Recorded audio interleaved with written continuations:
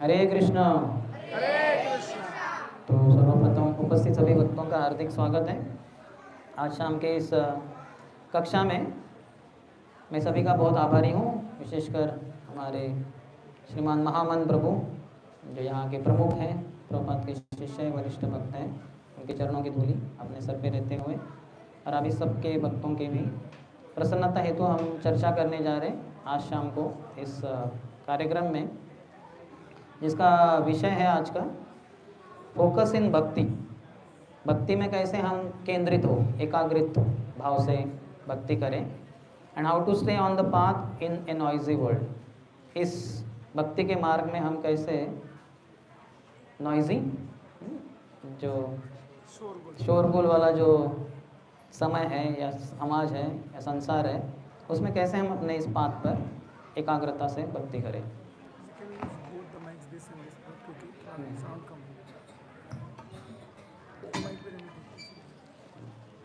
हरे कृष्ण।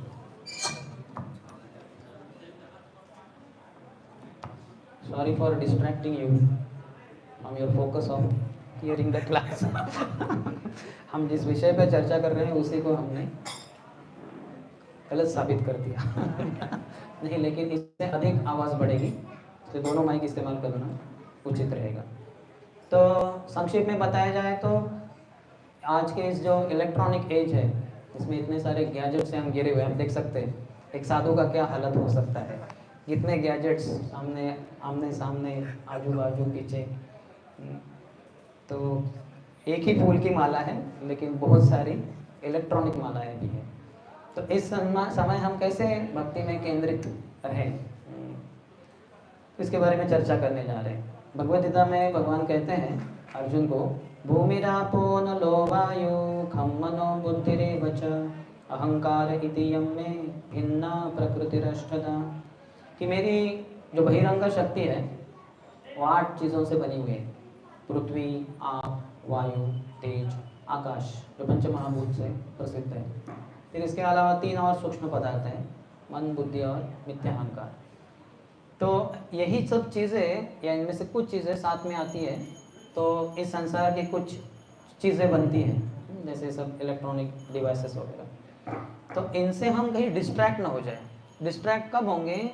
जब हम इन चीज़ों को भगवान से अलग देखते हैं, भगवान से उनका जो संबंध है वो नहीं समझ पाते, और इन चीज़ों को हम भगवान की सेवा में नहीं लगाते, तो फिर हम डिस्ट्रैक्ट हो जाएंगे या फिर समझ नहीं पाएंगे कि ये है किस लिए। तो जब तक ओरिजिन में नहीं जाए, स्रोत में नहीं जाएंगे, तब तक समझ नहीं आएगा। तो बहुत ही महत्वपूर्ण है। भगवद्गीता में भगवान कहते हैं, यो मां पश्यति सर्वत्र सर्वं च मयि पश्यति तस्याहं न प्रणश्यामि स च मे न प्रणश्यति। जो मुझे सभी चीज़ों में देखता है या सभी व्यक्तियों में देखता है या सभी चीज़ों को या व्यक्तियों को मुझ में देखता है, वो मेरे लिए कभी नाश नहीं होता, न तो मैं उसके लिए कभी नाश होता हूँ। हम दोनों का शाश्वत संबंध है, एक दूसरे के संपर्क में हम रहते हैं। तो इस तरह से हमें सभी चीज़ों को देखना होगा। सब कुछ भगवान से ही आया है। मत्तः परतरम नान्यत्, भगवान कहते हैं हम सर्वस्य प्रभु मत्तः सर्वम प्रवर्तते। सभी चीज़ें मुझसे ही आती हैं, सभी व्यक्ति मुझे से आते हैं। तो ये हमें देखना होगा। तो जैसे समझना होगा, अगर हमारे पास कोई छुरी है, तो अगर आपके पास छुरी है तो ये छुरी अच्छी है क्या बुरी है? हाँ, वो इसके ऊपर निर्भर करता है कि किसके हाथ में। एक खूनी के हाथ में छुरी है तो वो खून खराब कर देगा, मार डालेगा दूसरों को। लेकिन वही अगर छुरी एक डॉक्टर सर्जन के हाथ में है तो वो अच्छे से शरीर को तो कट करेगा, लेकिन उसमें कुछ जो समस्या है उसको ठीक करके फिर से उससे सिलाई करके उस व्यक्ति को अच्छा बना देगा, स्वस्थ बना देगा। तो किसके हाथ में है वो तय करता है कि अच्छी है कि बुरी है। छुरी तो अच्छी नहीं ना बुरी नहीं, लेकिन किसके हाथ में है उसके ऊपर आधारित है। उसी तरह से हमारे जो सब इलेक्ट्रॉनिक गैजेट्स है वो किसके हाथ में है, हम इसका कैसे इस्तेमाल करते हैं उसके ऊपर वो आधारित है। हालांकि हम बोलते हैं कि मोबाइल मशीन, लेकिन मोबाइल धारी इमोबाइल। मोबाइल यानी क्या? चलायमान ना, जो चलता है चलायमान, लेकिन जो पकड़ता है उसको वो क्या होता है? वो इमोबाइल हो जाता है, वो चल ही नहीं पाता, कुछ कर रहा है वो उधर ही रुक जाता है, बस उसी में दंग रह जाता है, बाकी सब चीज़ें ठप हो जाती है, बंद पड़ जाती है। तो समाज में 4 प्रकार के लोग हैं। चातुर्वर्ण्यम मया सृष्टम गुणकर्म विभागशः, भगवान भगवत हमें कहते हैं कि ब्राह्मण है, क्षत्रिय है, वैश्य है, शूद्र है। तो किसके हाथ में ये मोबाइल है? मोबाइल के ऊपर ज़्यादा चर्चा करेंगे, क्योंकि बाकी सब तो है इलेक्ट्रॉनिक डिवाइसेस, लेकिन सबसे ज़्यादा डिस्ट्रैक्टिंग मोबाइल ही है, लैपटॉप से भी ज़्यादा, क्योंकि लैपटॉप बहुत बड़ा होता है, उसको कौन कैरी करेगा, या कैरी करेंगे तो खोलें, बैग से निकालो, खोल लो, समझ आता है। मोबाइल वैसे नहीं है, झट से निकाल लेते हैं हम अपने पॉकेट से, अब माता जी पर्स से निकालेंगे तुरंत, या निकालना क्या है, उसको छोड़ते नहीं हम हाथ में ही पकड़े रहते हैं। लेकिन जैसे पूर्व के ज़माने क्षत्रिय लोग अपने धनुष बाण तलवार वगैरह साथ में, वैसे हम लोग अपने इसको पकड़ करके, हालांकि वो उससे दूसरों की रक्षा करते थे, यहाँ हम खुद ही मारे जा रहे हैं अपने ही शस्त्रों से। तो ऐसे बोलते हैं कि weapons of mass destruction and weapons of mass distraction. Weapons of mass destruction जो बहुत बड़ी मात्रा में हानि कर दे, ऐसे क्या है, जैसे बंदूकें हैं, राइफल वगैरह, तो बहुत सारे लोग मारे जाएंगे उससे, या फिर तोफ है, बहुत सारे लोग उससे ध्वस्त हो जाएंगे, बॉम्ब डालेंगे, बहुत सारे लोग मारे जाएंगे। तो ये वेपन्स ऑफ मास डिस्ट्रक्शन है, नाश के बड़े वेपन्स, शस्त्र हैं। लेकिन आप में से कितने जनों को किसी ने बंदूक दिखा के बोले मार डालूंगा, हाथ ऊपर कीजिए। आपको किसी ने बंदूक से बोला मैं तुम्हें उड़ा दूंगा, हाथ ऊपर कीजिए। शायद बंदूक भी कभी जीवन में देखी नहीं होगी, खिलौने की देखी होगी शायद। तो प्रायः कोई आपको बंदूक वगैरह दिखाएगा नहीं। आतंकवादी कुछ लोगों को इधर उधर दिखाएंगे नहीं। तोफ से किसको उड़ाने के बारे में किसी को धमकी दी गई थी, आपको तोफ से उड़ा दूंगा, ये देखो तोफ है। तोफ तो कभी देखी भी नहीं होगी आपने, या देखी वो काम नहीं कर रही होगी म्यूजियम में। तो ये वेपन्स ऑफ मास डिस्ट्रक्शन कुछ ज़्यादा हमारे ऊपर प्रभाव डालते हैं, वो है ही नहीं जीवन में एक तरीके से, कभी किसी के जीवन की हानि हो जाएगी, कुछ गिने चुने। लेकिन वेपन्स ऑफ मास डिस्ट्रैक्शन, ये विचलन की जो वेपन्स है, शस्त्र है, सभी हमारे मोबाइल, लैपटॉप, कार, बहुत सारे मशीन्स, सब मशीन है चाहिए, टीवी, कंप्यूटर्स इत्यादि। तो इससे हम काफ़ी प्रभावित होते हैं और हर क्षण प्रायः प्रभावित होते हैं, लेकिन हम इसका थोड़ा स्टैटिस्टिक्स देखेंगे तो समझ में आएगा। तो शूद्र, वैश्य, ब्राह्मण, क्षत्रिय जो है, तो उसमें ब्राह्मण के हाथ में अगर मोबाइल है तो क्या करेगा, उसमें शास्त्र पढ़ेगा। बहुत सारे शास्त्र, जैसे हमारे इसमें मोबाइल में बहुत सारे शास्त्र हैं। और एक है किंडल है, जानते हैं आप, तो किंडल में अच्छा है, दैट इज सेफर, क्योंकि किंडल में वो तो ब्लैक एंड वाइट है और उसमें कुछ पिक्चर्स नहीं है, टेक्स्ट ही टेक्स्ट है। बहुत सारे ग्रंथ होंगे, सैकड़ों, हमारा जो किंडल है उसमें हजारों ग्रंथ है, भागवतम इत्यादि, आचार्यों की टीका टिप्पणी, तो उसको पढ़ सकते हैं और बहुत अच्छा लाभ हो सकते हैं। ब्राह्मण को अगर ऐसे हैं डिवाइसेस, उसको वो अच्छे से नियंत्रण करेगा और उसको इस्तेमाल करेगा अपने लाभ के लिए, दूसरों के लाभ हेतु। तो लेकिन वो ब्राह्मण होगा तो, लेकिन वही अगर क्षत्रिय है तो कुछ और लोग, पता नहीं, ऐसे सुना है कि कुछ क्षत्रिय, कुछ अन्य समाज में जो बुरे लोग हैं, तो वो कुछ तो उसमें चिप में वगैरह कुछ तो ये डाल दिया, ब्लास्ट वगैरह करवा दिए, लोगों को अपाहिज करवा दिए वगैरह। तो ये गलत तरीके के, क्षत्रिय नहीं है। क्षति त्रायते इति क्षत्रिय, दूसरों को क्षति से बचाए उसको क्षत्रिय कहते हैं। उसके बाहु में बहुत ताकत रहती है, तो समाज के जो कमज़ोर घटक हैं, जो अंग हैं, उनकी वो रक्षा करते हैं। जैसे ब्राह्मण हैं, बूढ़े लोग, बच्चे, गाय और स्त्रियाँ, ये सब अपनी रक्षा ठीक अपने से नहीं कर सकते, तो उनकी रक्षा करने के लिए क्षत्रिय होते हैं, राजा वगैरह। तो आज वैसा नहीं है, तो ये क्षत्रिय कुछ हद तक इसको इस्तेमाल कर सकते हैं। वैश्य लोग क्या करेंगे, उससे बिजनेस करेंगे, ये मशीन से, लैपटॉप मोबाइल से आजकल बहुत सारे लोग इन्वेस्टमेंट वगैरह करते रहते हैं। लेकिन एक शूद्र के हाथ में है तो वो क्या करेगा, वो सब खुद का ही नाश कर देगा, उससे गलत ढंग से इस्तेमाल करेगा। जैसे वहीं यूट्यूब में ऐसे पॉर्न मूवीज़ वगैरह, गंदे पिक्चर, नंगे पुरुष स्त्रियों के इत्यादि, वो सब देखता बैठेगा। तो ये शूद्र है, जिनकी बुद्धि नहीं है, तमोगुणी है। तो हम प्रायः कलयुग में सभी शूद्र ही है, कलो शूद्र संभव, कलयुग में सब शूद्र जनता ही है। जन्मना जायते शूद्र संस्कारात् भवेत् द्विजः, वेद पठनात् भवेत् विप्र, ब्रह्म जानाति इति ब्राह्मण। कलयुग जन्म से हर कोई शूद्र ही होता है। और ब्राह्मण परिवार में बच्चा जन्म लिया, क्षत्रिय में, वैश्य में, शूद्र में, सभी बच्चे वो शूद्र ही होते हैं। जन्मना जायते शूद्र संस्कारात् भवेत् द्विजः, जब संस्कार किए जाते, 40 प्रकार के संस्कार बताए गए, उसमें 10 प्रमुख है बोध।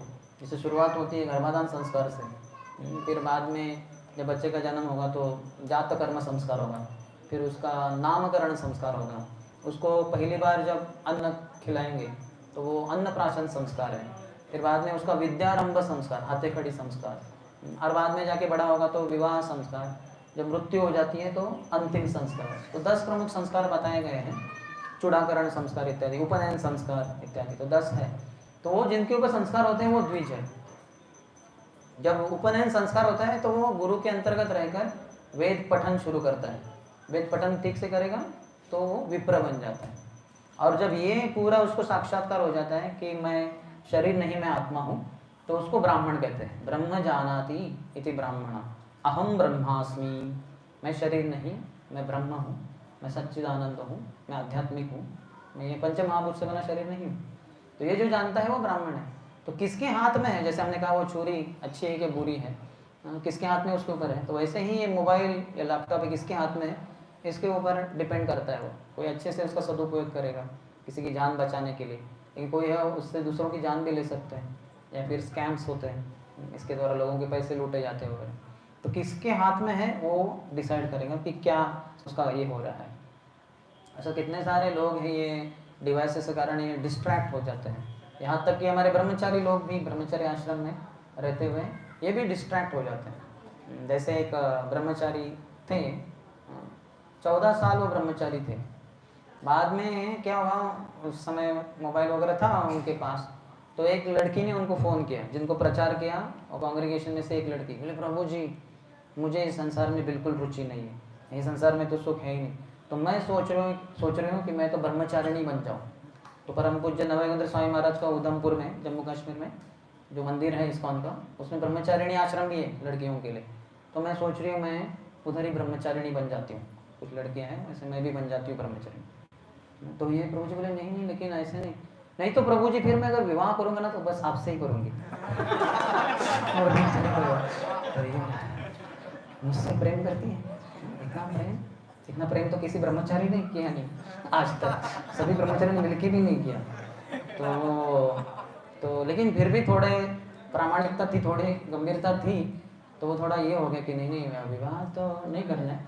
तो वो अपने वो सीनियर के पास गए, जो सीनियर ब्रह्मचारी थे, तो उनको बताया कि ऐसा ऐसा फ़ोन कॉल आया वगैरह वगैरह, तो मुझे कॉल करती है वो, तो फिर वो सीनियर ब्रह्मचारी बुद्धिमान थे, उन्होंने कहा कि ये जो मोबाइल है ना, ये खतरा है तुम्हारे लिए, ये मोबाइल को त्याग दो, बस तुम बचेंगे, न बजेगा न रहेगा बांस न बजेगी बांसुरी, कहाँ से फोन करेगी वो। तो ये ब्रह्मचारी बताते हैं कि एक ही मैंने गलती की, वो मोबाइल को छोड़ा, तो उसने फॉलो करती रही, फिर बाद में उनसे उनका विवाह हो गया 14 साल ब्रह्मचारी रहने के बाद। अरे तो 14 साल के हैं, लेकिन 20 साल भी रहने के बाद भी लोग आश्रम छोड़ दिए हैं। मोबाइल के द्वारा बहुत फॉलो होता है, मोबाइल के द्वारा यूथ फॉलो वगैरह करते हैं। ये हो सकता है कोई माता जी आपका फॉलो करे, या हो सकता है आप किसी माता जी का, माता जी है लड़की तो अविवाहित, तो इसलिए बहुत खतरे हैं, तो इससे बचना चाहिए। तो एक कब की बात है शायद, तब हम मोबाइल इस्तेमाल करते थे, वो बटन फ़ोन, तब याद नहीं आ रहा मुझे कौन सा साल था, 2003 था क्या, जो भी होगा 7-8। तो हमारे राधेश्याम पुरुष शायद इधर आ रहे हैं ना वो? कब आ रहे हैं? प्रभुपाद अपीयरेंस डे, जन्माष्टमी के बाद। ओके ठीक है सर, 18। तो अब आइए उनसे मिलने के लिए। तो उन्होंने तय किया कि हमारे ब्रह्मचारियों को सबको मोबाइल छोड़ना है, वही मोबाइल इस्तेमाल नहीं करेंगे, बहुत बड़ा डिस्ट्रैक्शन है। तब स्मार्टफोन थे ही नहीं, सिर्फ बटन फ़ोन, वो जानते हैं ना नोकिया वगैरह, वो छोटे छोटे, तो वो थे ब्रह्मचर्य के बाद। बोले सबको त्यागना है, तो सबकी हवा टाइट हो गई, जीना तो क्या जीना मोबाइल के बिना, मर जाऊंगा मैं, जीता हूँ इसके लिए, मरता भी इसी के लिए। तो बड़े हैरान हो गए। तो वो 31 दिसंबर परम पूज्य लोकनाथ स्वामी महाराज का भागवत सप्ताह चलता है 25 दिसंबर से 31 दिसंबर तक, कुछ तो 7 दिन का। तो 31 दिसंबर जो एंड होगा भागवत सप्ताह, उसी के साथ जो अंतिम दिन न्यू पिछले साल का, उसके साथ सबको त्यागना है मोबाइल, सब ब्रह्मचर्य को, और 1 जनवरी से न्यू लाइफ शुरू करना है, नया जीवन। हरी बोल आप बोल रहे हैं, हमारे सब ब्रह्मचर्य बोल रहे थे हरी बोल। नहीं बहुत खतरनाक है, क्या है। तो मुझे मेरा NIT वारंगल में सेवा था प्रचार का, तो मैं आने वाला था बाहर जाके, तो 4-5 तारीख को। तो मैंने मैनेजर से बात की कि प्रभु मैं 31 दिसंबर को नहीं, मैं 4-5 तारीख को मंदिर पुनः आके वापस कर दूँगा आपको, पेमेंट दूँगा, उसके बाद नहीं करूँगा। तो बोले ठीक है। तो मैं गया, उधर था वारंगल में। तो 31 दिसंबर को दोपहर में या कुछ, तो मुझे एक फ़ोन आया हमारे काउंसलिंग का, जो ब्रह्मचारी थे, सैफरन ब्रह्मचारी। बोले प्रभु जी, बोला क्या हुआ जी? पूछा आज अंतिम दिन है, क्या मर रहे हैं आप? आज मोबाइल छोड़ना है। तो मोबाइल तो छोड़ रहे ना, जीवन तो नहीं छोड़ रहे ना, शरीर त्याग रह गया? नहीं प्रभु जी, अगर ये मोबाइल चला जाएगा तो फिर हम एक दूसरे के संपर्क में कैसे रहेंगे? हाँ, अगर आपसे अगर मुझे कुछ पूछना वगैरह है, तो मोबाइल के बिना आप वारंगल में, मैं यहाँ पुणे में या कहीं, तो कैसे क्या हमारा संपर्क होगा? बोला नहीं वो कुछ चिंता नहीं, हम एक ही आश्रम में रहते हैं, क्या बड़ी बात है कि मंदिर में एक ही आश्रम में ना, थोड़े दिन बाहर गए हैं तो लैंडलाइन से कॉल करना, या फिर नहीं तो आने के बाद कॉल करना, इतना क्या मर तो नहीं जा रहे। तो उनको हमने शांत कर दिया, वो बेचारे समझ गए रॉन्ग नंबर, काउंसलर थे, कुछ हमें दाना पानी नहीं डाल दिया, तो रख दिया। तो आपको एक मज़े की बात बताता हूँ, इतने सालों में ये उनका मेरे लिए सबसे पहला कॉल था। अर्थात तो अंतिम भी हो गया, यानी कभी उन्होंने कॉल किया नहीं था, लेकिन अभी इतना डर गए थे कि मोबाइल छोड़ना है। हाँ वो डर गए, डर के मारे किसको बताऊँ। ओके राधेश्याम प्रभु अगर कोई पटा सकता है तो ये सुंदर श्याम दास से शायद सीनियर है, तो मुझे कॉल करके, यानी एक आशा थी, आशा की अंतिम किरण थी, अगर ये राधेश्याम को बोलते कि नहीं रहने दीजिए, क्या बड़ी बात है, छोटे से तो मोबाइल है, रहने दीजिए, एटलीस्ट सैफरन ब्रह्मचर्य के लिए रहने दीजिए। तो आशा की किरण भी बूझ गई उनकी। तो ये पहला ही कॉल था उनका मेरे जीवन में, हमारे जीवन में पहला ही कॉल किया, तो क्या ज़रूरत थी, और वो भी कॉल किस बहाने कि मोबाइल छोड़ना पड़ेगा। तो ऐसे नहीं होना चाहिए, हम अपाहिज नहीं बनने चाहिए। जैसे अपाहिज होता है ना, किसी का हाथ वगैरह चला गया तो फिर वो समस्या हो जाती है पहनने में, कपड़े पहनने में, या कुछ काम काज करने में, तो वैसे हमें अपाहिज नहीं बनना चाहते। आप में से कितने लोग सोचते हैं कि आप मोबाइल के कारण आप एक प्रकार से अपाहिज बन गए हैं? हम सभी बन गए हैं एक तरीके से। वो आज की तारीख में एक जोक है कि, और सत्य भी है, कि अगर किसी को, आदमी को, उसकी पत्नी बोले कि मैं जा रही हूँ मायके, 15 दिन के बाद आऊँगी, आ जाओ आराम से, आप 1 महीने के बाद आओ। लेकिन अगर उसको बोलेंगे आपका मोबाइल लेंगे 5 घंटे के लिए, मोबाइल 5 घंटे के लिए, हाँ 5 घंटे के लिए, मैं तो मर जाऊँगा। वो पत्नी के बिना 1-2 महीने रह सकता है, मोबाइल के बिना 2-3 घंटा भी नहीं रह सकता। कितने जन मानते हैं कि ये सत्य है? मोबाइल छोड़ना बहुत मुश्किल है, सही में है कि नहीं छोड़ सकता व्यक्ति। एक बार मैंने ऐसे ही, बहुत पहले की बात है, 10-15 साल पहले की, तो मैंने ऐसे ही युवाओं को प्रचार करते समय वीआईटी कॉलेज में, हमारा पुणे में कॉलेज है, वहाँ के कुछ थे 15-20 लड़के, उनको बता रहा था ऐसे कैसे हम मोबाइल के द्वारा हैंडीकैप हो गए वगैरह, मोबाइल से एडिक्ट हो गए। तो बताते बताते मैंने बता, सोचिए अगर आप सबके मोबाइल में ले लूँ 2-4 घंटे के लिए, ऐसा नहीं प्रपोजल रखा है, एक प्रस्ताव ऐसे, तो क्या? तो सब बच्चे देख रहे थे मेरे तरफ, प्रभु जी हमारा मोबाइल लेंगे क्या? मैं तो हाथ वगैरह कुछ आगे नहीं बढ़ाया था, किसी के हाथ मोबाइल को हाथ भी नहीं लगाया था, मैं तो उधर ही ऐसा सुनता था, दूर ही था उनसे। तो हो गया प्रवचन हो गया, क्वेश्चन आंसर हो गया, प्रसाद हो गया। एक लड़का मेरे पास बोला, सर आपने क्या कहा? मोबाइल लेंगे? अगर मेरा कोई मोबाइल लेगा ना 2-3 घंटे के लिए, मैं आत्महत्या कर लूँगा। मैं खुद ही डर गया। बोला नहीं नहीं, मैं आपका मोबाइल नहीं लूँगा, आप चिंता मत करो। मैं तो ऐसा ही बता रहा था। बोला नहीं सर, मैं मोबाइल के बिना जी नहीं सकता, मैं आत्महत्या कर लूँगा। वो इतना सीरियसली बोल रहा था, मुझे लगा माय गॉड, ये तो आत्महत्या करेगा ही करेगा। बहुत गंभीर था वो, यानी जी नहीं सकता वो मोबाइल के बिना। इतने हम हैंडीकैप हो चुके, इतने अपाहिज हो चुके हैं कि उसके बिना जी नहीं सकते। हमारे ब्रह्मचारी लोग, हमारे काउंसलिंग मीटिंग चलते हैं, कभी कभी ब्रह्मचारी के साल में एक बार जा सकते हैं कहीं, तो एकांत स्थान में वगैरह ऐसे ये तीर्थ क्षेत्र में, वहाँ जाके अच्छे से जप वगैरह करो, प्रभुपाद ग्रंथ पढ़ो, कीर्तन करो वगैरह वगैरह। खेती वगैरह होती है, ज़मीन, तो खेती वगैरह करने की। तो मैंने एक बार हमारे काउंसलिंग जो सब ब्रह्मचारी जी हैं 15-20 जन, उनको कहा चलो हम जाते हैं गोकुल धाम, ये बेलगांव के उधर है जंगल में, तो वहाँ रेंज नहीं आती ये टावर वगैरह कुछ है नहीं, जंगल ही जंगल है। तो रेंज नहीं आती। हमें सभी ब्रह्मचारी काउंसिल बोलो नहीं प्रभु जी उधर नहीं जाएंगे जी, किधर भी लेके जाओ, जहन्नुम में चलेगा, लेकिन उधर नहीं, क्योंकि उधर रेंज नहीं आती। अब जा रहे थे हम 3 दिन के लिए, 3 दिन के लिए उनको विरह सहन नहीं हो रहा है। बोले नहीं, और मैंने बोला नहीं क्या प्रॉब्लम है, 3 दिन के लिए जा रहे हैं, हम तो ब्रह्मचारी, वैसे भी साधु लोग हैं, साधुओं को क्या है ये मशीन वगैरह, चलो जाते हैं। कोई एक भी माना नहीं, मुझे वो कैंसिल ही करना पड़ा वो स्थान। बोले ठीक है चलो उधर जाए, क्योंकि जाऊँगा तो मैं अकेला ही जाऊँगा उधर, कोई काउंसलर आएगा नहीं, तो वो कौन सा काउंसलिंग कैंप होगा उधर, खाली काउंसलर उधर उपस्थित है, कोई है ही नहीं सामने।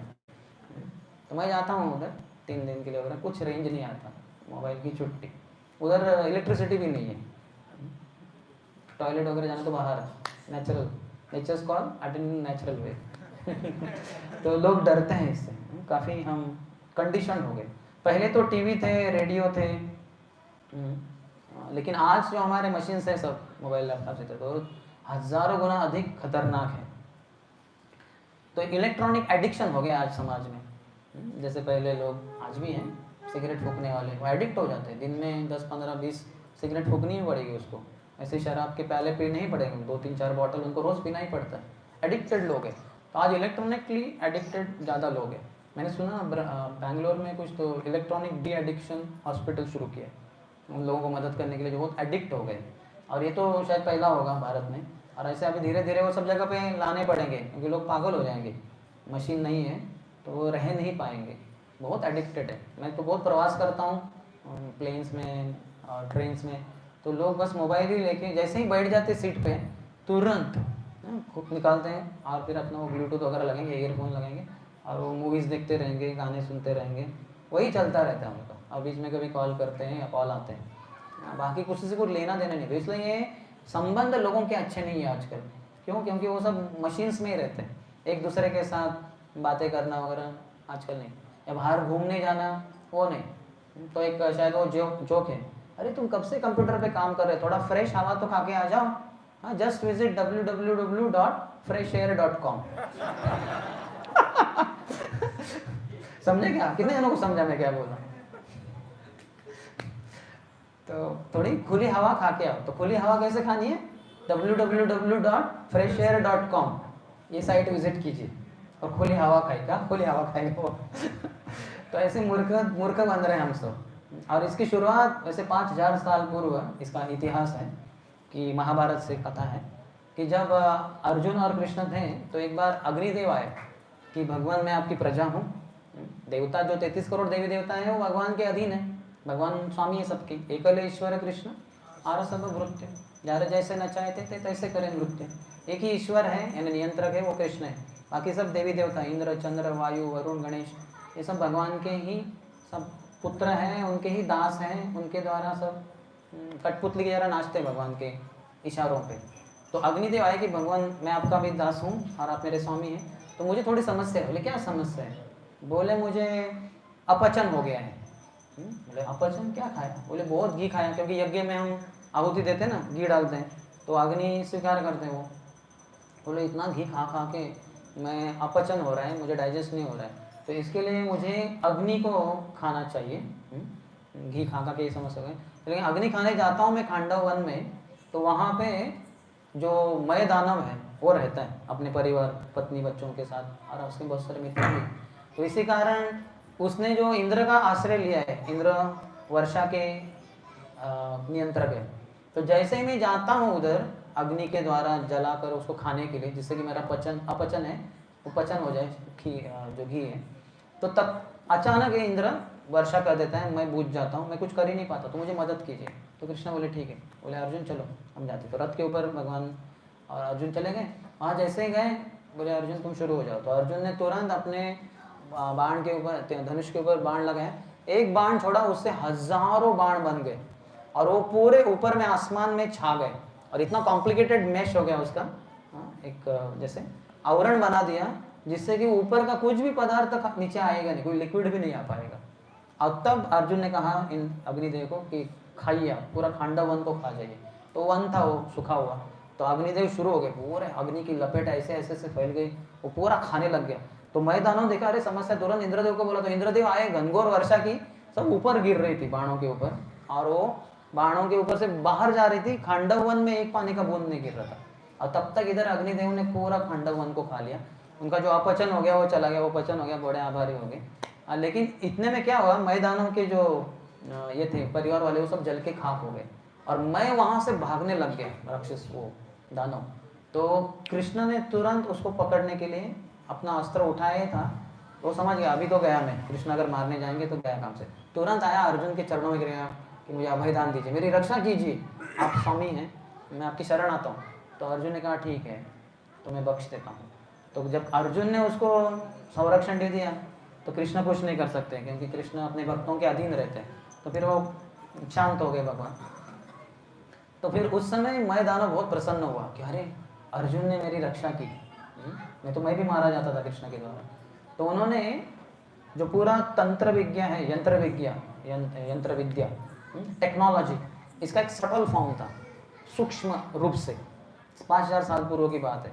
तो उन्होंने वो गिफ्ट में अर्जुन को देने के लिए, जब हम किसी से प्रसन्न होते हैं तो कुछ गिफ्ट देते हैं, किसी ने रक्षा वगैरह की, कुछ तो देंगे ना हम उसको भेंट के रूप में। तो उन्होंने बढ़ाया आगे हाथ, वो तंत्र विद्या टेक्नोलॉजी सटल फॉर्म में, ऐसे मशीन के रूप में नहीं। तो आगे हाथ किए, तो कोई अब हमें भेंट दे रहा है तो हम भी हाथ आगे करेंगे ना भेंट लेने के लिए। तो अर्जुन ने अपने हाथ आगे किए भेंट लेने के लिए। तो जैसे हाथ आगे किए, तुरंत कृष्ण कहे अर्जुन रुको, इसको स्वीकार मत करो, ये जो टेक्नोलॉजी है ये द्वापर युग के लिए नहीं है, जो द्वापर युग चल रहा था, ये कलयुग के लिए है, कलयुग के लिए आरक्षित है, रिजर्व्ड है, कलयुग की जनता का नाश करने के लिए, अभी समय नहीं है, लो मत। तो अर्जुन ने तुरंत हाथ पीछे किए, बोले धन्यवाद, आपका प्रेम हम स्वीकार करते हैं, हमें कुछ नहीं चाहिए आपसे। तो मैदानों चला गया। तो सोचिए कृष्ण का 5000 साल पूर्व ही है घोषणा है कि ये जो तंत्रज्ञान है ये कलयुग के लिए है, कलयुग की जनता का नाश करने के लिए। हो रहा है कि नहीं नाश? इतने सारे कार्स वगैरह आजकल प्राय सभी के घर में, जो middle class upper middle class, उनके 2 गाड़ी तो होती हैं, एक 4 व्हीलर एक 2 व्हीलर, है नहीं? प्राय सभी के रहते हैं। जो बहुत अमीर होंगे तो उनके 2 3 4 4 व्हीलर्स होंगे, लेकिन प्राय सभी के रहते नहीं। तो इतना उसका पोल्यूशन होता है वगैरह, इतना पार्किंग का प्रॉब्लम, फ्लाईओवर बनाते हैं लेकिन फ्लाईओवर के ऊपर जाम हो जाता है। तो इतनी सारी समस्या, और ये मोबाइल लैपटॉप तो और ही ज़्यादा खतरनाक। तो इस तरह से हमने अपने आप के लिए बड़ी समस्या कर दी है। तो इसलिए हमें देखना होगा कि हम कहाँ जा रहे हैं, कि मैं वो मशीन को कंट्रोल कर रहा हूँ कि मशीन मुझे कंट्रोल कर रही है। मैंने मशीन को कंट्रोल करना चाहिए, उसका कुछ तो सदुपयोग करना चाहिए, अपने लाभ हेतु, दूसरों के लाभ हेतु। लेकिन तो लाभ तो हो ही नहीं रहा, उल्टा हानि हो रही है। कितने सारे, अभी कोविड में लॉकडाउन वगैरह हुआ तो उसमें स्कूल कॉलेज नहीं जा सकते थे, तो कंपलसरी हो गया सब ऑनलाइन क्लासेस। और उसमें सभी माता पिताओं को बच्चों को, छोटे छोटे बच्चों को मशीन्स, लैपटॉप, मोबाइल देने पड़े, क्योंकि वैसे वो स्कूल में जहाँ कहीं है टीचर बता रहे हैं और यहाँ सब बच्चे वो मोबाइल पे देख रहे हैं और वो सब एडिक्ट हो गए। दिन में 5, 6, 7, 8 घंटे उसको लेकर वगैरह। और काफ़ी बार तो वैसे है वो उधर, लेकिन वो कुछ और ही देख रहा है उधर, और धीरे धीरे सब डिस्ट्रैक्ट हो गया। अभी इतनी बुरी हालत है, हाँ, बच्चों को बिना मोबाइल रहते नहीं वो लोग। और माता पिता भी काफ़ी बार गलती से, उन्होंने गलत तरीके से उनको, छोटे छोटे बच्चों को देते हैं मोबाइल कि ये बहुत शैतान है, बहुत तंग करता है, इसको अगर शांत करना के एक ही तरीका है, उसको दे दो मोबाइल हाथ में। जैसे ही मोबाइल मिल गया बच्चे को, शांत होता है और वो अपना ऐसा, क्या कहते हैं उसको, शॉर्ट्स वो देखता रहता है। और घंटे घंटे चले जाएंगे, माता पिता एकदम संतुष्ट, कुछ चिंता की ज़रूरत नहीं, उसको कुछ भी खतरा नहीं, घर के बाहर नहीं जाएगा, किधर भी नहीं जाएगा। तो इतना माता पिता भी बिगड़ गए, और वो बच्चों के लिए अच्छा भी नहीं, उसके इलेक्ट्रोमैग्नेटिक वेव्स वगैरह उनके दिमाग वगैरह के लिए अच्छा नहीं है। लेकिन हम इस तरह से अपने आप को गलत दिशा में लेके जा रहे हैं। ऐसे वो बताते हैं कि जो आदमी रोज करता है, क्या कहते हैं इसको, स्क्रोलिंग, तो पता है आपको एवरेज में एक व्यक्ति कितना स्क्रोलिंग करता है मोबाइल में? 2 किलोमीटर। मीटर नहीं, गलती करके बता नहीं रहा हूँ, मीटर के जगह पे किलोमीटर गलती से नहीं बोला है, ये स्टैटिस्टिक्स है, सब सर्वे उन्होंने किया है। तो वो घुमाता ही रहता है, स्क्रोलिंग करता रहता है 2 किलोमीटर। वो कितना मोबाइल है वो, 6 इंच का है वो, हाँ है कि नहीं? 1 मीटर के लिए कितना करना पड़ेगा, 2 किलोमीटर कितना लंबा रास्ता है। 2 किलोमीटर हम चल के जाएंगे, हम तो हमारी तो हाइट भी ज़्यादा है, हम क्या 6 इंच वाले नहीं, हम लोग 5 फीट 6 फीट वाले, तो हम चलेंगे 2 किलोमीटर तो कितना समय लगेगा, कम से कम 20 से 30 मिनट लगेंगे चलते चलते। और वो इतने छोटे मोबाइल पे वो स्क्रोलिंग करता है। और ये भी बताया गया है कि अगर कोई एक मूवी देखना जाए उसमें कुछ तो उसको मूवी देखना है, कुछ तो है, तो देखने गया तो कम से कम 4 मूवीज़ देखता है वो, कम से कम। हाँ, गया था देखने एक मूवी, लेकिन कम से कम 4 मूवीज़। आप में से कितने जनों ने ये सब किया है? एक मूवी कुछ तो देखने गए, 4-5 मूवी देख लिए, हाथ ऊपर, हाथ के ऊपर कर रहा है। सब सज्जन बैठे थे, हम ही दुर्जन है शायद।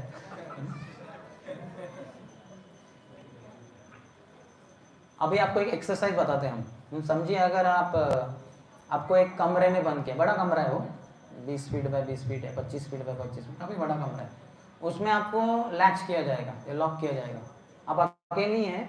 उधर प्रभुपाद के ग्रंथ सभी हैं, श्रीमद् भागवतम, भगवद गीता, चैतन्य चरितामृत वगैरह वगैरह। और जो वो है दरवाज़ा, उसके नीचे से थोड़ा सा गैप है, वहाँ से आपको प्रसाद प्लेट भी दिया जाएगा नीचे से, अच्छा प्रसाद, राइस दाल सब्जी चपाती पकौड़ा पूरी वगैरह, फिश रहेगा, पानी वगैरह सब अंदर व्यवस्था है, टॉयलेट बाथरूम अटैच सब है, सब व्यवस्था है, लाइब्रेरी भी है, प्रभुपाद के सभी ग्रंथ हैं। सिर्फ आपका मोबाइल और लैपटॉप लिया जाएगा और आपको ये रूम में रहना है अकेले। प्रसाद वगैरह कुछ चिंता नहीं, सोने की व्यवस्था सब कुछ है, रात में सो जाओ, दिन में पढ़ाई करो, टॉयलेट बाथरूम जाना है, पानी पियो, पानी छोड़ने जाओ, तो करना है करते रहो, सब उधर व्यवस्था है। आप में से कितने जन हैं 30 दिन के लिए वो रूम में रह सकते हैं आराम से? सही में? अभी आपको पता है ये तो प्रपोजल है, ये प्रभु जी खुद ही बिना घर के बेघर है, ये क्या हमें रूम देंगे, वो भी 25 फीट बाय 25 फीट। तो 30 दिन बोल रहे हैं, हाथ ऊपर कर रहे, ठीक है। कितने जन 10 दिन के लिए कैसे तो ले दे के और रह सकते हैं ऐसे रूम में, कमरे में? कितने जन है 3 दिन तक सहन कर सकते? चलो 3 दिन बिना मोबाइल लैपटॉप कैसे तो? कितने जन है 1 दिन के लिए कैसे तो टॉलरेट करेंगे? कितने जन है जो 10 घंटे के लिए रह सकते हैं ऐसे रूम में? आराम से बोल रहे हैं। ओके, तो अभी आपको करना क्या है, घर जाएंगे ना तो आपका मोबाइल ले आओ, किधर तो रख दो और लॉक कर दो उसको, चाबी को किधर तो नदी में डुबा दो या छुपा दो। और आपने जो मैंने प्रस्ताव रखा है उसका आप खुद ही पालन करके देखो, बिना मेरे इन्वॉल्वमेंट के, कि आप कर पाते क्या देखो। 1 घंटा, 2 घंटा, 10 घंटा। कितने जन है रात में मोबाइल को स्विच ऑफ करते हैं? हाथ ऊपर कीजिए। बहुत कम है। कितने जन है बाकी सबका मोबाइल ऑन ही रहता है? तो ये हम देख कर सकते हैं कि रात को तो स्विच ऑफ कर सकते हैं, क्यों रखने हैं? तो रात को कोई कॉल करने वाला है क्या? नरेंद्र मोदी आपको कॉल करने वाला है? कुछ बाढ़ आने वाली है क्या? दुनिया संसार रुकने वाली है? या सूरज बीच में रात मध्य रात्रि में वो क्या आ गया तो समस्या होने होगी, पता नहीं होगा। तो हम ऐसे सोचते हैं कि हम बहुत इंपॉर्टेंट व्यक्ति हैं। आप में से कितने जनों को अनुभव है कि कुछ आधे एक घंटे के लिए कुछ कॉल वगैरह नहीं आया तो आपको ऐसा थोड़ा खुजली होता है और आप देखते हैं ना कुछ गलती से कॉल तो नहीं आया था ना? देखिए हाथ ऊपर कीजिए। मैं बोल रहा हूँ इसलिए हाथ नहीं ऊपर करना है, आपकी ये समस्या है कि नहीं? हमें लगता है कि शायद कुछ कॉल वगैरह आया होगा, गलती से मैंने सुना नहीं। सुना कैसे नहीं? ओके साइलेंट मोड में है क्या? पूरा आवाज़ आती है बड़ी उसकी, उनका पूरा संसार उड़ जाएगा उससे, मरा हुआ भी शायद उड़ जाएगा, इतना उसका बड़ा रिंगटोन है। और वो सोच रहे कि नहीं आवाज़ मैंने शायद सुनी नहीं होगी। ये वो आवाज़ नहीं है मोबाइल वाली, अंदर की आवाज़ है कि मैं बहुत महत्वपूर्ण हूँ, कोई तो मर रहा होगा इस संसार में मेरे बिना, मैं नहीं अगर मदद करने जाऊँ। जैसे डॉक्टर्स वगैरह होते हैं ना, बड़े बड़े सर्जन, उनके लिए कंपलसरी होता है जब 24 आवर्स उनका ड्यूटी वगैरह रहता है, वो जाना ही नहीं होता हॉस्पिटल से। अगर कहीं भी गए वॉशरूम वगैरह, मोबाइल ऑन ही रहना चाहिए। कभी भी उनको बुलाया जा सकता है, रात को 12 बजे 1 बजे, कभी भी कुछ पेशेंट आ गया, अचानक इमरजेंसी हो गया, उनको तुरंत हाजिर होना होता है उधर। हम ऐसे थोड़े ही ना, हम में से कोई डॉक्टर, कितने जन डॉक्टर हैं हाथ ऊपर कीजिए? कोई भी डॉक्टर नहीं, हम सब मरीज हैं, मरीज। डॉक्टर हमारे मोबाइल है और हम सब मरीज है वो डॉक्टर के, और उसकी दवा दारू एकदम फेथफुली विश्वास से लेते रहते, 24 घंटा डोसेस लेते रहते। तो इतने हमें अपाहिज नहीं बनना चाहिए। तो हम कुछ उदाहरण देंगे इस्कॉन के जो महान गुरुवर्य हैं उनके। जैसे परम पूज्य गोपाल कृष्ण गोस्वामी महाराज, बहुत साल पहले हमने राधेश्याम प्रभु से शायद सुना था कि बाहर की दुनिया में क्या, तब तो मोबाइल लैपटॉप्स थे नहीं, ये सब इंटरनेट वगैरह नहीं था। तो महाराज ये सब 2000 यानी 1990 1980 वगैरह की बात है। तो बाहर के संसार में क्या चल रहा है कैसे पता चलेगा इस्कॉन के सन्यासियों को, ब्रह्मचारियों को वगैरह। उन दिनों में उतने गृहस्थ भी नहीं रहते थे। तो महाराज कभी कभी जो टाइम्स ऑफ इंडिया न्यूज़पेपर है उसको लेकर पढ़ते थे कि हेडलाइन से, पूरा नहीं पढ़ना है, सिर्फ थोड़ा हेडलाइन कि क्या चल रहा है बाहर, और हम उसको कैसे प्रचार में इस्तेमाल कर सकते हैं। बीटीजी मैगजीन्स कैसे लिखा जाता है, बीटीजी मैगजीन्स के हर आर्टिकल है उसमें क्या करना होता है जनरली, जो बाहर के संसार में जो कुछ हो रहा है, जो सेंसेशनल न्यूज़, जैसे अभी समझिए अहमदाबाद में प्लेन क्रैश हुआ था कुछ तो 1 महीने पहले, तो उसको लेकर, उस न्यूज़ को लेकर अभी आपको बताना है थोड़ा सा कि क्या हुआ और ये क्या हुआ, तंत्रज्ञान में कुछ तो समस्या हो गई, उसको वो फ्यूल टैंक शट हो गया, शट कुछ तो हो गया, और फिर अब इसको वैदिक पर्सपेक्टिव से, वेदों में क्या बताया गया, ये मशीन जैसे हम अभी ये चर्चा कर रहे हैं उसी से संबंधित, तो ये इसका पर्सपेक्टिव देखकर उसको प्रिंट करना होता है बीटीजी मैगजीन। तो ऐसे ही किसी कारण से महाराज लेते थे और लेते हैं टाइम्स ऑफ इंडिया से, उसके दूसरे या तीसरे पन्ने पर वो जो ये मूवीज़ रहते हैं ना उसका ऐड वो रहता है, शायद मूवीज़ के छोटे छोटे ये रहते हैं, विज्ञापन रहते हैं। तो महाराज को पता था वो पहले जब पढ़ते थे भक्ति में आने के पूर्व, तो अभी उनके मन में है वो कि ऐसा हो सकता है उधर फिर भी मूवीज़ के।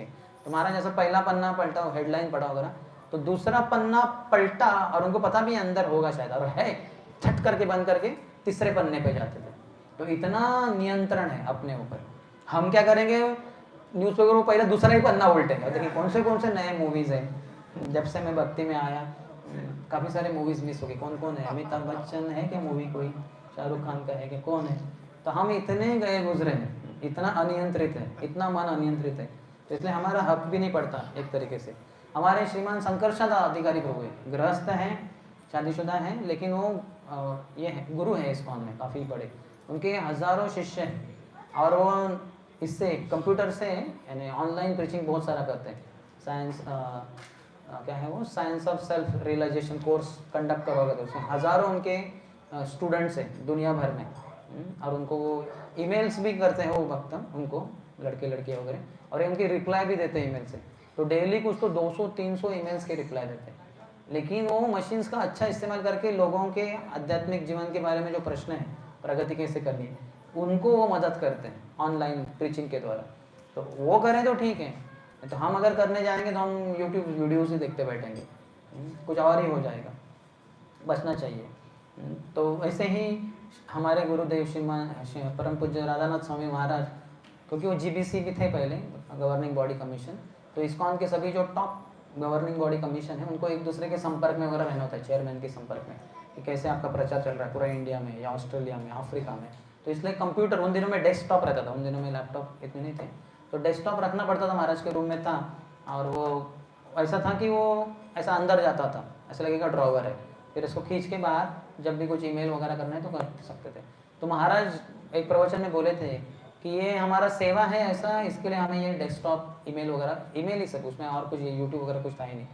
वो बहुत पहले की बात है, 1990 1980 वगैरह जो भी 85। तो फिर ये सेवा के लिए हम इसको इस्तेमाल कर रहे हैं। अगर मेरा जी चले, मेरा बस चले, तो इस डेस्कटॉप को मैं जाके गंगा में ही जल समाधि कर दूँ, वो भी शुद्ध हो जाएगा, मैं भी शुद्ध हो जाऊँगा, दोनों की मुक्ति। तो इतना अनासक्त जो है वो ऐसे चीज़ों को ठीक से इस्तेमाल कर सकते हैं। अनासक्त है वो, उनको कुछ नहीं इस्तेमाल करना हो, लेकिन सेवा के लिए करना पड़ता है। परम पूज्य लोकनाथ स्वामी महाराज उन्होंने एक वाक्य कहा है। एक बार मैं एक यूथ सेंटर में गया था हैदराबाद में, सब लड़के ऐसे सर्कल में बैठे थे, बीच में तुलसी महारानी थी। तो मैं जब कर रहा था, देखा जब जैसे शुरू किया मैंने, आंखें बंद की थी, थोड़े समय के बाद आंखें खोली तो देखा मैंने कि एक भक्ता है और सभी के सामने ऐसे जैसे हम प्रसाद परोसते हैं ना प्लेट में, वैसे हर एक के सामने एक plastic laminated sheet, A4 sheet उन्होंने रख दी, जैसे परोसते हैं ना वैसे रख दी। मेरे सामने ही कुछ नहीं रखा, ये क्या है, सबको बांटा, मुझे नहीं बांटा। तो फिर मैं थोड़ा सा जब करते करते मैं देखा क्या लिखा है सबके सामने, उसके सबके ऊपर लिखा था, प्रिंट आउट था वो प्लास्टिक लैमिनेटेड। तो जो जब में हमें प्रेरणा देंगे ऐसे कुछ तो वाक्य थे उसमें, एक वाक्य, एक जैसे है ना, let everything else wait just here, बाकी जो मन में विचार है सबको रोकने दो, बस सुनो। हरे कृष्ण कृष्ण कृष्ण हरे हरे, हरे राम राम राम हरे हरे, ऐसे प्रेरणादायी वाक्य थे। तो एक के मेरे राइट साइड में जो बैठा था उसके इस पर लिखा था कि 12th offence in chanting is कि to operate your mobile during your chanting. ये हरि नाम के प्रति 12वां नामापराध है। 10 नामापराध आप जानते हैं और 11वां ध्यान पूर्वक जप न करना, तो 11 अपराध है। तो ये इधर 12, तो मैं ये क्या है 12वां अपराध कभी सुना है नहीं। और नीचे लिखा था परम पूज्य लोकनाथ स्वामी महाराज, अच्छा महाराज ने कभी स्टेटमेंट बोला होगा। तो ये सही है कि ये 12वां, ये अपराध सभी करते हैं, हर क्षण करते हैं जप में। इसलिए हमारे दूसरे गुरु है इस्कॉन में, परम पूज्य भक्ति धीर दामोदर स्वामी महाराज, भक्ति तीर्थ महाराज के डिसाइपल हैं, तो वो गुरु भी हैं। तो उनका दीक्षा, अपने से कितने जनों ने दीक्षा सेरेमनी अटेंड किया है, किसी की दीक्षा हो रही है आप उसमें उपस्थित थे इस्कॉन में, तो आप देखे होंगे। तो उसमें वो शिष्य आते सामने, नमस्कार करते हैं गुरु महाराज को, और फिर माइक लेके हाथ में ये करते हैं कि मैं आज के पवित्र दिन आपको ये प्रतिज्ञा करता हूँ कि मैं रोज अपनी माला पे 16 आपकी दी हुई माला पे 16 माला जप करूँगा और 4 नियमों का पालन करूँगा, मांसाहार नहीं, जुआ नहीं, नशा नहीं, व्यभिचार नहीं, और प्रभुपाद की संस्था में मैं सेवा वगैरह करूँगा, ऐसे कुछ होता है। और एक भक्ति धीर दामोदर महाराज से जो दीक्षा ले रहे हैं उनके लिए एक होते हैं कि जब मैं जप कर रहा हूँ सुबह अपनी 16 माला, तब मैं I will not medal with the mobile, मैं मोबाइल के साथ खेलता नहीं बैठूंगा। क्या होता है, राइट हैंड में हम जप करते हैं, बिड बैग में हाथ जाना, तो लेफ्ट हैंड तो खाली है, तो हाथ में उसमें बहुत ज़्यादा खुजली होती है। तो फिर क्या है, दूसरी माला लेके इधर भी माला जप नहीं करते, मोबाइल लेकर उसको सर्फिंग करते रहते, उसके ऊपर सफरिंग करते रहते हैं, लेकिन ऊपर से सर्फिंग करते रहते हैं। तो वो बोलते हैं कि नहीं, आपको नहीं करना है। अगर तुम करोगे ऐसे 16 माला करते समय, अगर तुम अपने लेफ्ट हैंड से मोबाइल को ऑपरेट करोगे तो तुम मेरे शिष्य नहीं। दीक्षा हो गई है, 2 साल हो गए, 5 साल हो गए, 10 साल हो गए, 20 साल हो गए, आपको मैं शिष्यत्व से निकाल देता हूँ, आउट, आप मेरे शिष्य हैं नहीं। एकदम कड़क नियम है। यहाँ तक मैंने ये भी सुना है कि महाराज बोलते हैं कि जितना हो सके मंगल आरती के पहले ही सब माला हो जानी चाहिए, 4:30 के पहले सभी 16 माला हो जानी चाहिए। तो वो वक्त 2 बजे वगैरह उठते हैं, 2:30 बजे से 4:30, 2 घंटे में सभी 16 माला अंत कर दें, क्योंकि वो कहते हैं कि दिन में फिर जब करते समय बहुत डिस्ट्रैक्शंस आते हैं, मन चित्त विचलित होता है। तो ये बहुत ही अच्छे उदाहरण है। वैसे हमने ये भी सुना कि परम पूज्य जयद्वैत स्वामी महाराज है, पहले के दिनों में न्यूज़ है, तो मोबाइल तो दूर की बात, लेकिन लैपटॉप में वो सिर्फ हर गुरुवार के दिन ही जो ईमेल आए हैं उनको, शुक्रवार से लेके गुरुवार तक जो भी ईमेल आए उसका एक ही दिन वो रिप्लाई करते थे। गुरुवार को खोलेंगे अपना जो भी है डेस्कटॉप, और उसमें सिर्फ वो 7 दिन के जो भी ईमेल से उसका रिप्लाई करते थे बस, बाकी फिर आगे उसको इस्तेमाल नहीं करते थे। तो ऐसा अगर करेंगे तो कितना सेंस कंट्रोल है कि नहीं, बहुत ही मुश्किल। अभी सोचिए, हाँ टेबल के ऊपर है ना गुलाब जामुन का ढेर लगा हुआ है ऐसा, तो आप मेरे तरफ देखोगे कि गुलाब जामुन की तरफ देखोगे? आप गुलाब जामुन की तरफ ही देखते रहोगे, है कि नहीं? सही है कि नहीं? और आप सोचिए प्रभु जी ने इतने लाए तो खुद तो खाएंगे नहीं, खाने होते तो छुप के खा सकते थे, पब्लिक में लाए तो ज़रूर बांटने के लिए लाए होंगे, तो आशा है कि अंत में देंगे हमें। तो वही सोचते रहेंगे आप मोबाइल इसके गुलाब जामुन के बारे में, और मेरी तरफ जो मैं बोल रहा हूँ उसकी तरफ ध्यान नहीं जाएगा, चित्त विचलित हो जाएगा। वो गुलाब जामुन उतना लुभावना वाला नहीं है जितना कि मोबाइल है, तो पूरा डिस्ट्रैक्ट हो जाते हैं। तो इसलिए अपने आप को बचाना चाहिए। परम पूज्य कदम कानन स्वामी महाराज कहते हैं कि हम अपने उंगलियों से कितना जपमाला के जो मणि हैं उसके ऊपर हरे कृष्ण कृष्ण कृष्ण हरे हरे, हरे राम राम राम हरे हरे उंगलियों को फेरते हैं, घुमाते हैं, और कितना इन उंगलियों से हम मोबाइल का स्क्रीन को स्क्रॉलिंग करते हैं। तो 2 घंटा जब करते हैं, क्योंकि 16 माला जब करते हैं 2 घंटा हो ही जाएगा, लेकिन कितना हम स्क्रॉलिंग करेंगे, घंटों घंटे करते रहते हैं। इस तरह से बहुत डिस्ट्रैक्शन है, तो छोड़ भी पाते नहीं हम उसको, तो क्या करेंगे? अभी छोड़ नहीं पाते तो कम से कम हमें रिड्यूस करना चाहिए ये मोबाइल लैपटॉप यूसेज, इससे थोड़ा दूर रहना। जैसे मैंने पहले ही बता दिया कि रात में कम से कम बंद कर सकते हो उसको, अपने आप से दूर रखिए उसको, यानी अपने आप को बचाइए आप, नहीं तो आप पूरे गुलाम बन जाएंगे। हमें जो अंग्रेज आए थे उन्होंने जो उनकी गुलामी 150 साल ही चली, और वो भी क्या, कुछ लोगों ने अंग्रेजों को देखा होगा जो क्रांतिवीर थे इत्यादि वगैरह, बाकी सामान्य जनता तो कभी देखी भी नहीं होगी, बहुत बार दूर से देखी होंगी। लेकिन ये मोबाइल लैपटॉप जो है इसके द्वारा हम बहुत बड़े गुलाम बन गए, रह नहीं पाते इसके बिना। तो अगर नहीं छोड़ सकते तो कम से कम उसको कम तो करना होगा, तो रात को हम उसको दूर रह सकते हैं उससे। और दूसरा है कि जप के समय, आप में से कितने जने 16 माला जप करते रोज? हाथों पर कीजिए। तो आप में से कितने जने जप करते समय मोबाइल आपके साथ नहीं होता? हाथों पर कीजिए। मैं भी हूँ, सुबह हम मोबाइल को नहीं रखते, तो ये बहुत अच्छी बात है, मोबाइल को नहीं रखना चाहिए। क्या करना है? भगवान को कॉल कर रहे हैं कि किसी और को कॉल करने की इच्छा है उस समय, या किसी और का कॉल आएगा वो कॉल अटेंड करूँगा, वो भगवान को कॉल ही है ना। हरे कृष्ण कृष्ण कृष्ण हरे हरे, हरे राम राम राम हरे हरे। हम पुकार रहे हैं। चैंटिंग का असली मतलब क्या है? पुकारना। जैसे मैं अगर पुकारूं ना किसका नाम है योगेश, योगेश जोर से बोलूंगा और उसको पुकार रहा हूँ जिससे कि उसका ध्यान आकर्षित हो। अगर योगेश उनके कान तक नहीं पहुंचेगी तो जोर से पुकारता हूँ योगेश, तो कौन कौन? मैं इधर आ। तो वैसे हम पुकार रहे, हरे कृष्णा कृष्णा कृष्ण हरे हरे, हरे राम राम राम हरे हरे। किसको पुकार रहे हैं? राधा रानी और कृष्ण को। हरे यानी राधा रानी, कृष्ण और राम यानी कृष्ण, तो उनको हम पुकार रहे कि हे राधा रानी, हे कृष्ण, मुझे आपकी सेवा में लगाइए, मैं आपका खोया हुआ बच्चा हूँ, मुझे आपकी गोद में ले लीजिए, मुझे स्वीकार कीजिए फिर से। तो ऐसे हम उनको पुकार रहे हैं, तो उनको पुकारते समय क्यों दूसरों को पुकारना है, कॉल करना है? जरूरत ही नहीं। किसी की कॉल करने की, कोई कॉल आएगा उसकी राह देखने की जरूरत ही नहीं। भगवान को कॉल कीजिए और भगवान फिर ये थम प्रपद्यन्ते, फिर आपको भी वो पुकारेंगे। जब वो हरे कृष्ण मंत्र का अर्थ क्या है कि हे राधा रानी, हे कृष्ण, आई लव यू बोलिए, और उधर से तुरंत उत्तर आता है आई लव यू टू, मुझे भी तुमसे प्रेम है, मैं तो तुमसे ज़्यादा अधिक प्रेम करता हूँ। कब से शास्त्र वगैरह भेजे हैं, भक्तों को भेजता हूँ, गंगा नदी यमुना नदी भेजी है, तुलसी महारानी भेजी है, सब तुम्हारे लिए भेजा है, महाप्रसाद भेजा है, मंदिर भेजे हैं, शास्त्र भेजे हैं, भक्त भेजे हैं, तुम्हारा भेजा ही नहीं है सिर्फ इतने महीने चीज़ें भेजी, तुम्हारा भेजा ही नहीं, लेकिन समझ में नहीं आता तो भगवान का तो हम क्योंकि हमने इलेक्ट्रॉनिक्स का बहुत खंडन किया तो नाराज हो गए शायद। हरे कृष्ण, तो वो नाराज हो गए शायद, आप इतना हमारा अपमान कर रहे हैं तो हम नाराज होकर शांत हो जाते हैं, तो बंद हो गया आवाज़। तो हमें देखना चाहिए कि हम कम से कम हम थोड़ा सा कम करें ये सब चीज़ों का इस्तेमाल। हरे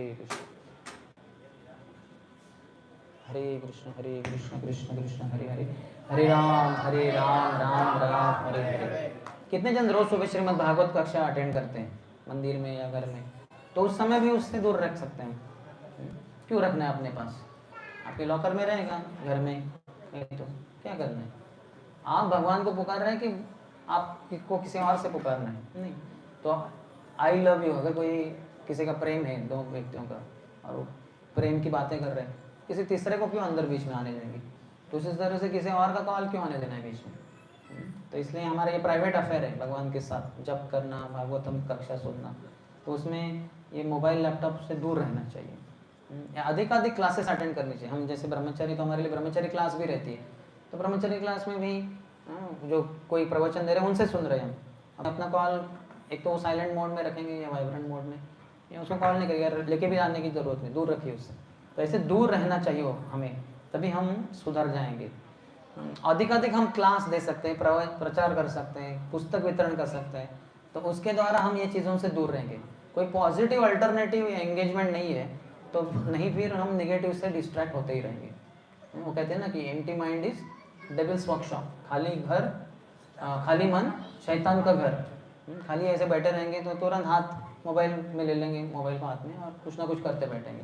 लेकिन वही अगर एंगेज रहेंगे तो फिर इससे डिस्ट्रैक्ट नहीं होंगे। तो बहुत कृष्ण भावना भावित एंगेजमेंट्स होने चाहिए। और इसका पॉजिटिव इस्तेमाल क्या है, हम रीडिंग सेशन कर सकते हैं। कितने जन मोबाइल के द्वारा अन्य भक्तों के साथ ऑनलाइन प्रभुपाद के ग्रंथ वगैरह पढ़ते हैं? हाँ, तो बोलिए दिस इज पॉजिटिव। हाँ, जैसे अभी ये लगाया हुआ है, ये शायद ब्रॉडकास्टिंग कर रहा है, जो भक्त यहाँ नहीं आ पा रहे वो जहाँ कहीं है वहीं से डायरेक्टली उसको अटेंड कर सकते हैं क्लास को। उसी तरह से हम लोग भी कर सकते हैं, ऑनलाइन सेशंस अटेंड कर सकते हैं, यानी अरेंज कर सकते हैं रोज़ आधा घंटा 1 घंटा भक्तों के साथ। आधे घंटे प्रभुपाद के ग्रंथ पढ़ के हो जाएंगे, नहीं तो हम वही आधे घंटे में डिस्ट्रैक्ट हो जाएंगे। 2 प्रकार के भागवत है, एक है व्यक्ति भागवत और ग्रंथ भागवत, और एक तीसरा हम जो से जोड़ सकते हैं यंत्र भागवत, अगर उसमें भागवत पढ़े तो। नहीं तो फिर वो यंत्र हमें भगवान से दूर लेके जाएगा। आप देखे होंगे अगर भागवत कक्षा चल रही है, कुछ कक्षा चल रही है, अब जैसे हम बैठे हैं, अचानक किसी का फोन बज गया तो वो क्या होता है, डिस्टर्ब बाकी हो गए, वो क्या करते हैं, तो तुरंत लेगा उसको ऑन करके एक कक्षा को छोड़ के चला जाएगा। जाएगा कि जाएगा नहीं? जाएगा जरूर। तो भगवान को छोड़ के वो भगवान से दूर जा रहे हैं। इसलिए कुछ भक्त कहते हैं ये जो मोबाइल है ये पूतना है, पूतना राक्षसी, पता है ना? ये भगवान 6 दिन के थे, कृष्ण गोकुल महावन उनको लेके गए थे वसुदेव उसी रात को कंस के कारागृह से लेके गए थे, उधर रखा यशोदा की गोद में, और वो बालिका को लेके आ गए। तो 6 दिन के बाद कंस ने एक राक्षसी भेजी थी कि मुझे मारने वाला कहीं तो है इधर आजू बाजू, उनको दुर्गा देवी ने बताया था। तो उन्होंने भेज दिया पूतना को, वो खींच रही थी, हवाई मार्ग से उड़ते उड़ते उड़ते वो आ गई गोकुल महावन। अब पहला ही उन्होंने नंदा भवन देखा, नंदा महाराज का घर, अंदर प्रविष्ट हो गई, देखा छोटे से कृष्णा उधर है यशोदा माई रोहिणी माता के साथ। तो ये राक्षसी थी, बहुत खूंखार दिखने वाली, लेकिन उसने अपना रूप बदल लिया क्योंकि मायावी शक्ति होती है। बहुत सुंदर स्त्री बन गई, हाथ में एक कमल पुष्प था, उसको ऐसे घुमा रही थी। सभी जन देखते रह गए, माय गॉड साक्षात लक्ष्मी आई है, हमारे कान्हा को शायद आशीर्वाद देने वगैरह। तो सब देखते रह गए, कितना सौभाग्य। और वो घुस गई अंदर, प्रवेश कर दी नंद भवन में। और यशोदा माई रोहिणी माता भी देखती रह गई, कितनी सुंदर स्त्री है ये। और उन्होंने कृष्ण को अपने गोद में ले लिया, बोले हमारे कृष्ण को आशीर्वाद देगी वगैरह। और उसने अपने स्तन के ऊपर कालकूट बहुत ही जहरीला ऐसा जहर लगा के आई थी, एक बूंद पी के 10 लोग मर जाएंगे एक साथ, और ये तो छोटा सा कान्हा है, छोटा सा शिशु है, तुरंत मर जाएगा। तो उसने अपना वो लगा दिया, अपना स्तन कृष्ण के मुंह में दे दिया, जिससे कि वो दूध पीने जाएगा तो विष ग्रहण करेगा और तत्काल मृत्यु हो जाएगी। तो कृष्ण तो सर्वशक्तिमान है, उन्होंने उनका विष पी लिया, उनका दूध पी लिया, और उनके प्राण वायु को पीना शुरू कर दिए, जो प्राण अपान व्यान उदान समान, वो प्राण वायु खींचने लग गए। तो वो एकदम डर गई, माय गॉड मेरे तो प्राण ही जा रहे हैं, तो प्राणांतक है, प्राण का अंत करने वाला। तो तुरंत वो उठ खड़ी हुई और बोले छोड़ छोड़ छोड़, हे बालक मुझे छोड़ दे, बहुत चिल्लाने लगे। और वो दौड़ गई बाहर नंदा भवन से। जैसे बाहर चले गई, उसका तो अकराल विकराल जो रूप था राक्षसी का, 12 मैल ऊंची थी वो, बड़ी शक्तिशाली, बहुत बड़ी हो गई। और कृष्ण तो वहाँ अभी भी उधर ही थे उनके स्तन से लटके हुए, और वो एकदम धड़ाम करके जमीन पे गिर गई और उसकी मृत्यु को प्राप्त हो गई।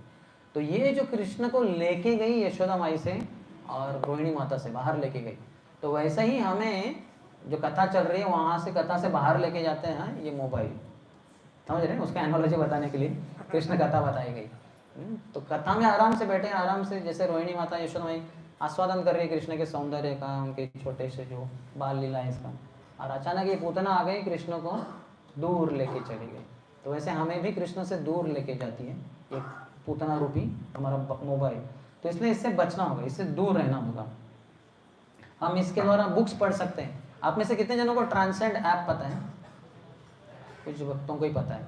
एक हमारे बीबीटी जो है, भक्ति वेदांत बुक ट्रस्ट, हमारे कोई भी ग्रंथ देखेंगे, जैसे ये है ना, आपने कोई भी प्रभुपाद में ग्रंथ लेंगे आपको ये सिंबल दिखाई देगा, बीबीटी, भक्ति वेदांत बुक ट्रस्ट, नीचे लिखा भी रहता है। तो बीबीटी जो है वो ग्रंथ छापते हैं करोड़ों की संख्या में, और भक्त सभी मंदिरों में दुनिया भर के इस्कॉन के भक्त उनको बांटते रहते हैं सब जगह पे संसार में, ऑफिस में, रोड्स पे, दुकानों में, लोगों से मिलके वगैरह, घरों में इत्यादि।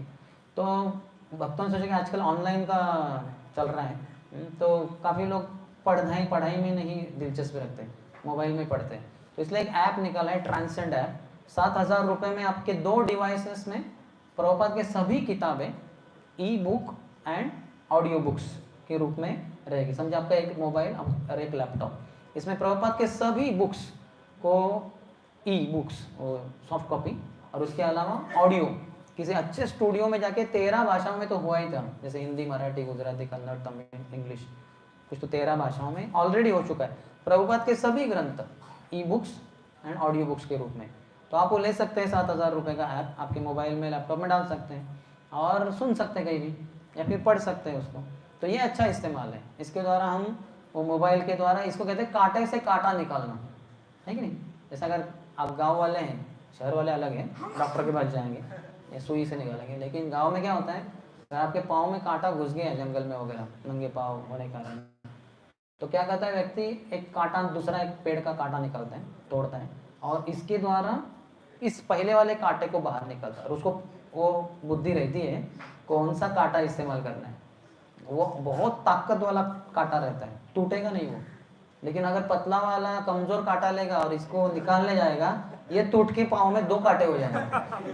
फिर तीसरा कांटा लेगा, उसको निकालने जाएगा, 3 कांटे पाँव में चले जाएंगे, समस्या बढ़ जाएगी। तो ऐसे नहीं, इसको कहते हैं कांटे से कांटा निकालना। एक स्ट्रॉन्ग कांटे से, पहला जो कमजोर कांटा पाँव में घुसा है, पाँव को समस्या कर रहा है, चलने में बाधा हो रही है, उससे बाहर निकाल दो, उसको निकाल दो बाहर। तो उसी तरह से हम इसके पॉजिटिव जो इस्तेमाल है, जूम क्लासेस कितने सारे भक्त करते हैं, वही तो वो एक बहुत अच्छा तरीका है, जूम या गूगल लिंक वगैरह। तो इसके द्वारा हम बहुत सारे सेशन करवा सकते हैं, दुनिया के कितने कोने कोने में जो भक्त हैं, लोग हैं, उनसे हम जोड़ सकते हैं। MIT, Massachusetts institute of technology, वहाँ के किसी लड़के को आप आपके जूम मीटिंग में उसको प्रभुपाद की किताबें पढ़ सकते हैं और उसको उद्धार कर सकते हैं, उसके प्रश्नों के उत्तर दे सकते हैं। तो इसके पॉजिटिव साइड है, लेकिन वो हमें देखना चाहिए पॉजिटिव साइड नहीं इस्तेमाल करेंगे तो निगेटिव साइड में अच्छे से प्लानिंग करना चाहिए, नहीं तो फिर समस्या। वो कहते हैं कि those who fail to plan they plan to fail. अच्छा प्लानिंग करना होगा, ये पता होना चाहिए कि नहीं तो ये बहुत बड़ा समस्या है, इसके द्वारा हम बहक जाएंगे। तो भगवान का शेल्टर लेना है हमें, न तो मोबाइल या लैपटॉप का। और ये चीज़ों को भगवान की सेवा में इस्तेमाल करना है, गुरु की सेवा में, भक्तों की सेवा में इस्तेमाल करना है, अन्यथा हम इसके द्वारा बहक जाएंगे। इस बहुत पावरफुल है। दैवी ऐशा गुणमयी मम माया दुरत्या, भगवान कृष्ण भगवता में कहते हैं अर्जुन को कि मेरी ये जो माया है वो गुणों से बनी है, सत्वगुण, रजोगुण, तमोगुण। इसलिए हमने पहले ही चर्चा की, ब्राह्मण सत्वगुण में होते हैं, क्षत्रिय रजोगुण में, वैश्य रजोगुण और तमोगुण में, और शूद्र तमोगुण में। तो ये 3 गुणों से बनी हुई माया है, और इसके द्वारा इसको पार करना बहुत ही मुश्किल है। लेकिन मामई वो ये प्रपद्यन्ते, जो मेरी शरण ग्रहण करता है, माया में तम तरंतिते, ये माया को पार कर जाता है। तो इसलिए हम सबका कर्तव्य बनता है कि हम अच्छे से प्लानिंग करें, सीनियर डिवोटीज का संग करें, उनसे टिप्स लें, क्या कर सकते हैं, क्या क्या सेवाएं की जा सकती है मोबाइल के द्वारा। अगर वो सेवाएं नहीं है हमारी मोबाइल के द्वारा, तो हम ऐसे ही उसमें यूट्यूब में गंदी चीज़ें देखते रहेंगे। एक मूवी देखने जाएंगे, 4 मूवीज़ देखेंगे, 400 भी मूवीज़ देखने के लोग। ऐसे कितने सारे लोग हैं जो घंटों घंटे मोबाइल के साथ ही रहते हैं, 7 घंटे 8 घंटे। वो भी कुछ तो एक सर्वे है कि ऐसे लोग कम से कम 7-8 घंटा रोज़ इस्तेमाल करते रहते हैं मोबाइल का, बच रह नहीं पाते उनके लिए। तो हमें ये देखना है कि हम उसके द्वारा बहक न जाए। ठीक है, तो ये कुछ विचार हैं। आपके कुछ प्रश्न हैं तो बताएं। हमने जो आज का शीर्षक था उसके बारे में एक ही लाइन में बोलना चाहे, फोकस इन भक्ति। हमें पॉजिटिव जिसके बारे में ज़्यादा चर्चा नहीं की हालांकि, लेकिन वो तो कहा ही हमने कि जो सुबह कर रहे 16 माला, उस समय मोबाइल को दूर रख सकते हैं। फिर भागवत कथा अटेंड कर रहे हैं, तो उस समय यहाँ तक हो सका है तो पूरा मॉर्निंग प्रोग्राम ही में हम मोबाइल को साथ में ना रखें। कितने जन रोज़ मॉर्निंग प्रोग्राम करते हैं मंदिर में या अपने घर में या जहाँ भी है, तो करना चाहिए। बाकी जन बहुत सारे नहीं कर रहे हैं, तो करना चाहिए। मॉर्निंग प्रोग्राम हमें बहुत स्ट्रेंथ देता है। मंगल आती, नरसिंह आती, तुलसी आती। मंदिर नहीं आ सकते, मंदिर दूर है, तो अपने घर में करना चाहिए। सबके घर में तुलसी तो प्लांट रहती है या आजू बाजू में बगीचे में रहेगी, तो प्रदक्षिणा करनी चाहिए, जल प्रदान करना चाहिए, और फिर नरसिंह आती गानी चाहिए, मंगल आरती गानी चाहिए। आधा एक घंटा रोज़ कीर्तन करना चाहिए अपने घर में होगा। मंदिर आएंगे तो बहुत अच्छा है, नहीं तो वहाँ तो करना ही चाहिए। और ये सब करते समय इन सब इंस्ट्रूमेंट्स के द्वारा, इलेक्ट्रॉनिक गैजेट्स के द्वारा हम बहक नहीं जाना चाहिए, नहीं तो फिर समस्या हो जाएगी। ठीक है, कुछ प्रश्न हैं आपके? मेन टॉपिक आज की क्लास का था एडिक्शन, बट हमें एडिक्शन होता ही क्यों है? What's the main cause? क्योंकि हम कृष्ण के एडिक्ट हैं, तो उनको भूल गए, तो भी अल्टरनेटिव करेंगे ना, कुछ तो चाहिए ना, कुछ तो जीवन में। तो वो नहीं, कृष्ण नहीं, तो कृष्ण का जो एक तरीके से क्या कहते हैं परवर्टेड रिफ्लेक्शन माया है, माया से आकर्षित हो जाएंगे। जो उदाहरण दिया जाता है कि अगर एक तालाब के बाजू में अगर एक आम का पेड़ है, तो उसका प्रतिबिंब आप देखते हैं तालाब में, तो उसमें आम दिखता है, तो हम आम से आकर्षित होते हैं। तालाब में डुबकी लगाएंगे, नीचे जाएंगे आम पकड़ने के लिए, तो सर फट जाएगा उधर नीचे पत्थर से। तो आम उधर नहीं है, आम किधर है? ऊपर है, पेड़ के ऊपर। वो पानी में जाने की ज़रूरत ही नहीं, पेड़ के ऊपर चढ़ो और आम को निकालो। तो हाँ, कृष्ण वो रियलिटी है, ओरिजिनल गोलोक वृंदावन। उनको नहीं जब हम समझते हैं या भूल जाते हैं या उनको छोड़ देते हैं, तो फिर जो उनका जो विकृत रूप है एक तरीके से माया, उससे आकर्षित होते हैं। और माया का सबसे बड़ा ये क्या कहते हैं खिलौना है, माया का सबसे बड़ा एक हथियार है मोबाइल लैपटॉप, जिससे सभी मारे जा रहे हैं। यस, और कोई?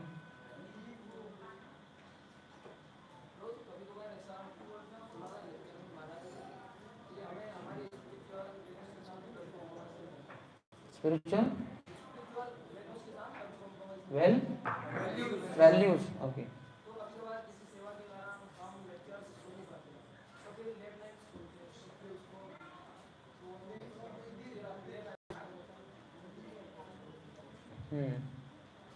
लेट नाइट सुनते हैं यानी क्या इसमें मोबाइल वगैरह?